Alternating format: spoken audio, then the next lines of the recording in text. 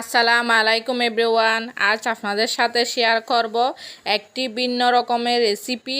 মুরগির পাকা গলা পা যত ধরনের হাড় আছে খেতে মন চায় না, একবার এইভাবে রান্না করে দেখবেন। এটা খেতে এত বেশি মজার হয় যা বলার মতো না। ভাত, রুটি, পরোটা যে কোনো কিছুর সাথে আপনারা খেতে পারবেন।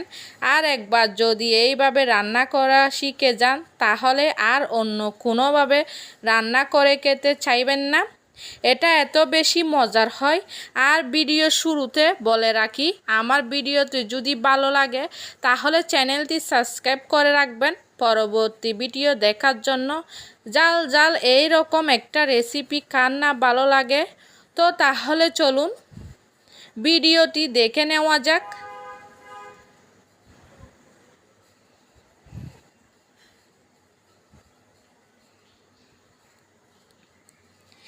এখানে আমি মুরগির গলা, পা, গিলা, পাখনা যা হাড় আছে আমি সব এখানে নিয়ে নিয়েছি। আমি এইগুলোকে ভালোভাবে ধুয়ে পরিষ্কার করে নিয়েছি। আপনারা দেখতে পাচ্ছেন আমি এখানে আমার পরিমাণ মতো নিয়ে নিয়েছি। এইবার দিয়ে নিলাম ফ্রাই প্যান। ফ্রাই প্যানে আমি দিয়ে দিচ্ছি মুরগির হাড়গুলো। সম্পূর্ণ আমি হাড়গুলো দিয়ে দিলাম। এইবার আমি এখানে দিয়ে দিলাম 1 চামচ হলুদ গুঁড়া, আর দিয়ে দিলাম 1 চামচ লাল মরিচের গুঁড়া, আর দিয়ে দিচ্ছি আমি 1 চামচ ধনিয়া গুঁড়া, 1 চামচ জিরা গুঁড়া,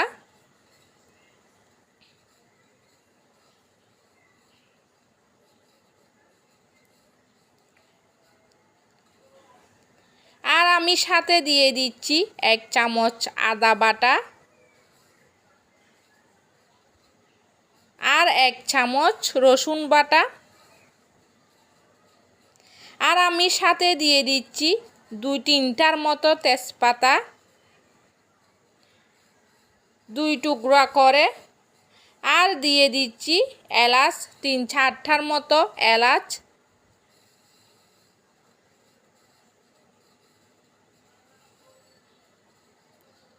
আর আমি এখানে দিয়ে দিচ্ছি স্বাদ মতো লবণ।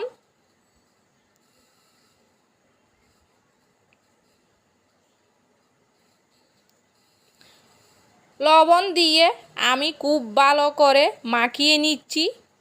খুব ভালো করে কিন্তু মাখিয়ে নিতে হবে যেন কোথাও সাদা না থাকে। এই জন্য এইরকম করে মাখিয়ে নিতে হবে। আমার ভালোভাবে মাখিয়ে নেওয়া হয়ে গেলে তারপর আমি এখানে দিয়ে দিচ্ছি 1 গ্লাস পরিমাণ পানি। আমি এখানে 2 গ্লাস পানি দিয়ে দিচ্ছি। আমি 2 গ্লাস পানি বলতে আপনারা পরিমাণ মতো পানি দিয়ে দিবেন। পানিটা দিয়ে আমি এখন ঢাকনা দিয়ে ঢেকে চুলার আঁচ বাড়িয়ে দিয়ে বলক তুলে নিব।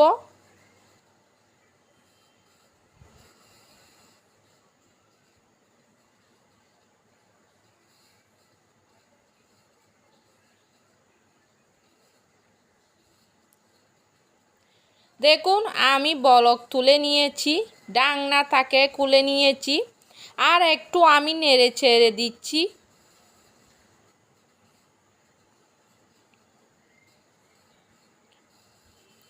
নেড়ে ছেড়ে দিয়ে চুলার আঁচটাকে আমি এখন মিডিয়াম আঁচে রেখে ঢাকনা দিয়ে আবারও ঢেকে দিচ্ছি।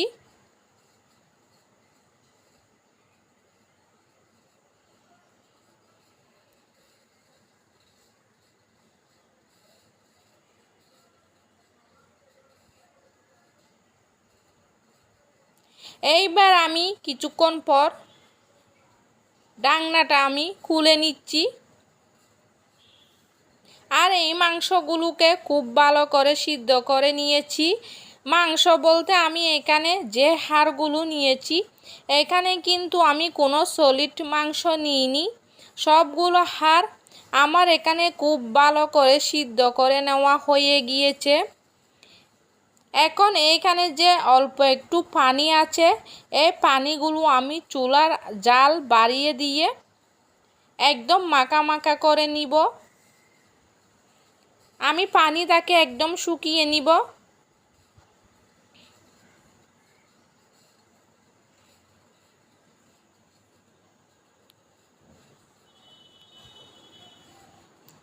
দেখুন, আপনারা দেখতে পাচ্ছেন এখানে কিন্তু কোনো পানি নেই, আর সবগুলো মশলা খুব ভালোভাবে মাখা হয়ে গিয়েছে। ঠিক এইরকম পর্যায়ে আসলে চুলার আঁচটাকে বন্ধ করে দিয়ে আমি আলাদা একটা বাটিতে হাড়গুলোকে নিয়ে নিচ্ছি। এরপর আমি আবারও দিয়ে দিলাম ফ্রাই প্যান, আর আমি ফ্রাই প্যানে দিয়ে দিচ্ছি 3 টেবিল চামচ সয়াবিন তেল। তেলটা হালকা গরম হলে আমি এখানে দিয়ে দিচ্ছি 2টি মাঝারি সাইজের পেঁয়াজ কুচি করা, আর আমি এখানে দিয়ে দিচ্ছি 4-5টার মতো রসুন কুচি। এখন চুলার আঁচটা বাড়িয়ে দিয়ে এই পেঁয়াজ আর রসুনটাকে ভেজে নিচ্ছি। এটাকে আমি লালচে কালার করে ভাজবো না, একটু নরম নরম হয়ে করে ভেজে নেব। পেঁয়াজটা যখন একটু নরম নরম ভাজা হয়ে যাবে তাহলে হবে, এর থেকে বেশি ভাজার দরকার নেই। এইভাবে আপনারা একবার রান্না করে খেয়ে দেখুন, এটা খেতে এত বেশি মজার হয়, মনে হয় রেস্টুরেন্টের সাথে যে ফ্রাইড রাইসের সাথে যে চিকেনটা দেয় সেই চিকেনের মতো মনে হয়। দেখুন, এরপর পেঁয়াজটা যখন ভাজা হয়ে গিয়েছে তখন আমি এখানে দিয়ে দিচ্ছি সেই হাড়গুলোকে দিয়ে এখন আমি চুলার আঁচটাকে বাড়িয়ে দিয়ে আমি অনবরত নেড়ে চেড়ে এটাকে লাল লাল করে ভেজে নিব।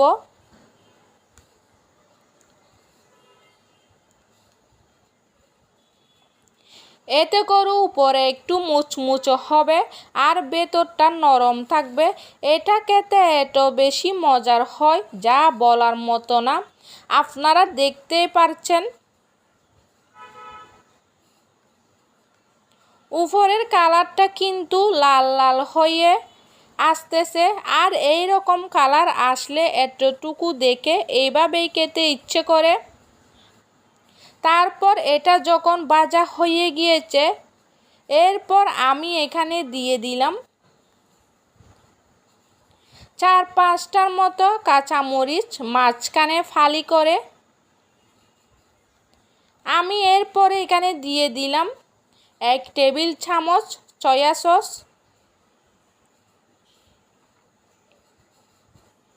আর দিয়ে দিলাম টমেটো সস।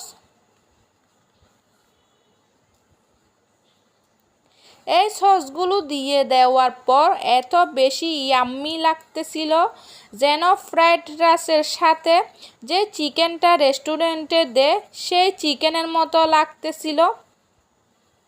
আর মনে হচ্ছিল এইগুলো হাড় মনে হচ্ছিল না, আর হাড়গুলো মনে হচ্ছিল একদম চিবিয়ে খেয়ে ফেলি, এত বেশি মজা লাগতেছিল।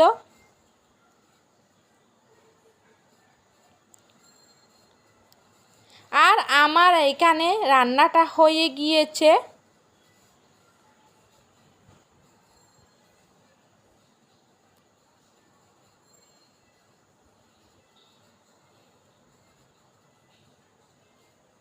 আমি এখন চুলার আঁচটা বন্ধ করে দিচ্ছি আর আপনাদেরকে পরিবেশন করে দেখাচ্ছি।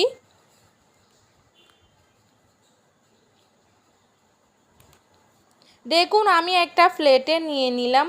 দেখুন কালারটা কত সুন্দর হয়েছে, আর কালারটা যত সুন্দর হয়েছে খেতেও তত বেশি মজার হয়েছিল।